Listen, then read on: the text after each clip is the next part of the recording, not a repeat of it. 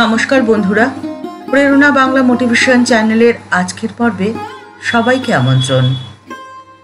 আপনার ভালো থাকা কেউ আটকাতেই পারবে না। আপনি থাকবেন সব সময় ভালো।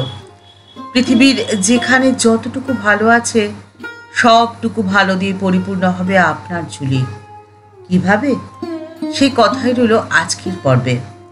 আপনাকে ভালো থাকতে হলে আপনাকে হিসেব কষতে হবে, দেনা পাওনার হিসেব কষুন তো আপনি কি কি হারিয়েছেন আর কি কি পেয়েছেন।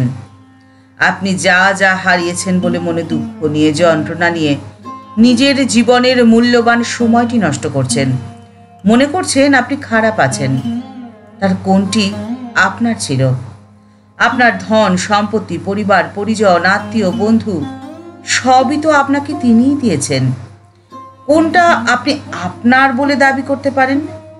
আর যদি কোনোটাই আপনার নাই হবে, তবে তা হারিয়ে যাওয়ার দুঃখে আপনি কেন মর্মাহত হবেন? কেন খারাপ থাকবেন? আপনার এই খারাপ থাকাটা আপনার ছেলে মানুষই ছাড়া অন্য কিছুই নয়। অবোধ শিশুর হাত থেকে কোনো কিছু নিয়ে নিলে সে যেমন চিৎকার করে কেঁদে ওঠে, ঠিক সেরকম। তাই হারিয়ে যাওয়ার দুঃখকে হিসেবের খাতা থেকে আপনি বাদ দিয়ে দিন। তার বদলে আপনি হিসেব কষুন যে আপনি কি কি পেয়েছেন। আপনি আপনার অন্তরাত্মাকে যদি এই প্রশ্ন করেন, তাহলে আপনি উত্তর পাবেন যে আপনার প্রতি প্রভুর দয়া ছিল অসীম। তাই তিনি আপনাকে এত কিছু দিয়েছেন। আর যখনই আপনার হিসেবের খাতায় তার দয়ার কথাটি লিখবেন, আপনার মনে এক অদ্ভুত আনন্দ আপনি অনুভব করবেন। আর এই আনন্দের অনুভূতি আপনাকে জীবনে অনেকটা এগিয়ে নিয়ে যাবে। কারণ আনন্দের মুহূর্তে কাজের উৎসাহ বেড়ে যাবে অনেক গুণ। আপনার কি কি আছে আর কি কি নেই, সেই হিসেব আপনাকে আনন্দ দিতে বা ভালো রাখতে কখনোই পারবে না। আপনি ভালো থাকবেন শুধুমাত্র কাজের মধ্যে দিয়েই। আপনার কর্মই তো আপনার প্রকৃত পরিচয়, যে পরিচয় থেকে যাবে আপনি এই পৃথিবী ছেড়ে যাওয়ার পরেও। আপনি আপনার নিজের পরিচয় তৈরি করুন। আপনি ভালো থাকতে পারবেন মাত্র 3টি উপায়ে। সেই 3টি উপায় হলো 3D। প্রথম, আপনাকে স্বপ্ন দেখতে হবে। এই স্বপ্ন ঘুমিয়ে স্বপ্ন নয়, এই স্বপ্ন দেখতে হবে আপনাকে জেগে থেকে। এই স্বপ্ন পূরণের জন্য আপনি ঘুমোতে পারবেন না, অর্থাৎ ড্রিম। দ্বিতীয়, আপনাকে সেই স্বপ্ন সফল করার জন্য নিজেকে চিনতে হবে, নিজেকে আবিষ্কার করতে হবে, অর্থাৎ ডিসকভার।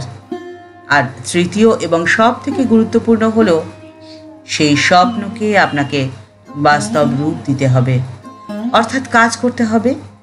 ডু। শ্রীমা তো আমাদের সেই উপদেশই দিয়ে গেছেন। মা বলেছেন সব সময় কাজের মধ্যে থাকতে। কাজে শরীর মন ভালো থাকে।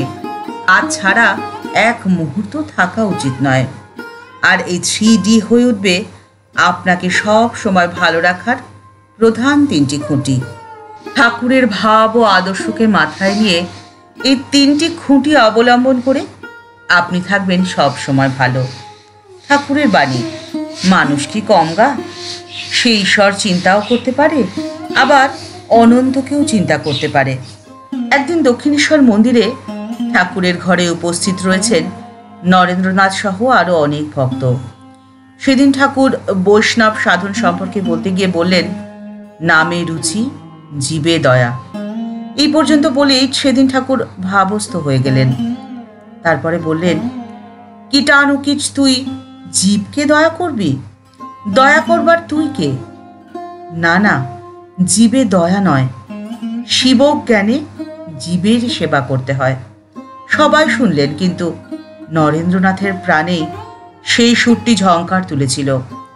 ঠাকুরের বাণীর মর্মার্থকে হৃদয়ঙ্গম করে সেদিন তিনি বলেছিলেন, ভগবান যদি কখনো দিন দেন, তো আজকে যা শুনলাম এই অদ্ভুত সত্য সংসারের সর্বত্র প্রচার আমি করব। ঠাকুরের এই আকুল আবেদন নরেন্দ্রনাথের মানসিক জগতে এক আলোড়ন তৈরি করেছিল।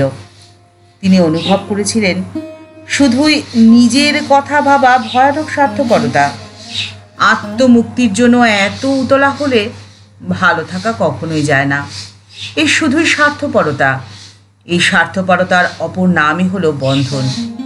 চাই বন্ধন মুক্তি। তাই জীবনে ভালো থাকতে হলে প্রয়োজন সমস্ত বন্ধন থেকে মুক্ত হওয়া। বন্ধন মুক্তির সঠিক পথ হলো পরার্থপরতায়, শিবজ্ঞানে, জীবসেবায়। যে কাজ আমাদের করতে হবে সকলের মধ্যে থেকে, সকলের সাথে, সকলকে নিয়ে। কারণ সকলের মধ্যে থেকে সাধন করা এটি যে একান্ত প্রয়োজন, আর এটির প্রয়োজন নিজের ভালোর জন্য, নিজের কল্যাণের জন্য। এই কথাটি মানতে হবে বা বুঝতে হবে যে পরের কল্যাণেই প্রকৃতপক্ষে নিজের কল্যাণ লুকিয়ে আছে। তাই ঠাকুরের আদর্শকে বাস্তব রূপ দিয়ে স্বামীজি স্থাপন করলেন সেই চিরায়ত ব্রত, শিবজ্ঞানে জীবসেবার ব্রত।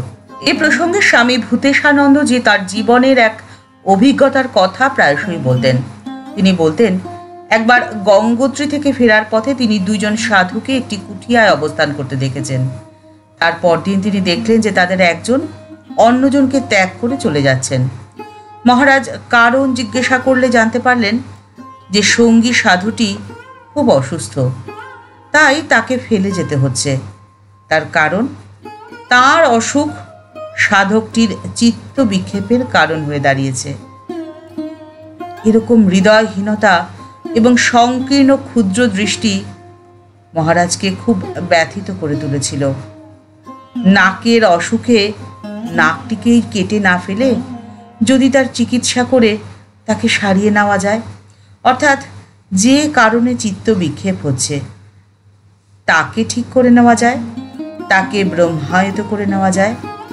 শুধু নিজের কথা না ভেবে সকলের মধ্যেই ব্রহ্ম আছেন এ কথা জেনে সকলের সুখে দুঃখে নিজেকে উৎসর্গ করা যায়, তাহলে তো সেটি হলো আসল কল্যাণের পথ, নিজের কল্যাণের পথ। সকলের কল্যাণেই তো নিজের কল্যাণটি লুকিয়ে রয়েছে।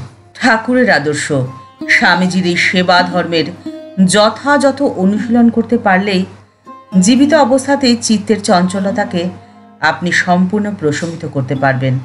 আপনার মন হবে একদম শান্ত। পৃথিবীর সবটুকু ভালো থাকবে আপনার ঝুলিতে। আর যে কোনো পরিস্থিতিতেই, যে কোনো অবস্থাতেই আপনি থাকবেন সব সময় ভালো। ঠাকুর মা ও স্বামীজির চরণে আভূমি লুণ্ঠিত প্রণাম জানিয়ে আজকের পর্ব এই পর্যন্তই। দেখা হচ্ছে পরের পর্বে। ভিডিওটি যদি ভালো লেগে থাকে তাহলে তা শেয়ার করার অনুরোধ করছি। আর আমাদের এই চ্যানেলটি ভালোবেসে যারা আমাদের পরিবারের সদস্য হয়ে গেছেন তাদের প্রত্যেককে জানাই ভালোবাসা, শ্রদ্ধা, প্রণাম। আর যারা এখনও এই চ্যানেলটি সাবস্ক্রাইব করেননি তাদের কাছে বিনীত অনুরোধ রইল চ্যানেলটি সাবস্ক্রাইব করে বেল বাটনটা ক্লিক করে দিয়ে অল বাটনটিতে ক্লিক করে দেওয়ার জন্য। তাহলে এই চ্যানেলে ভিডিও আপলোড হওয়ার সাথে সাথেই আপনার কাছে নোটিফিকেশন চলে যাবে। সবাই ভালো থাকবেন, সুস্থ থাকবেন। নমস্কার।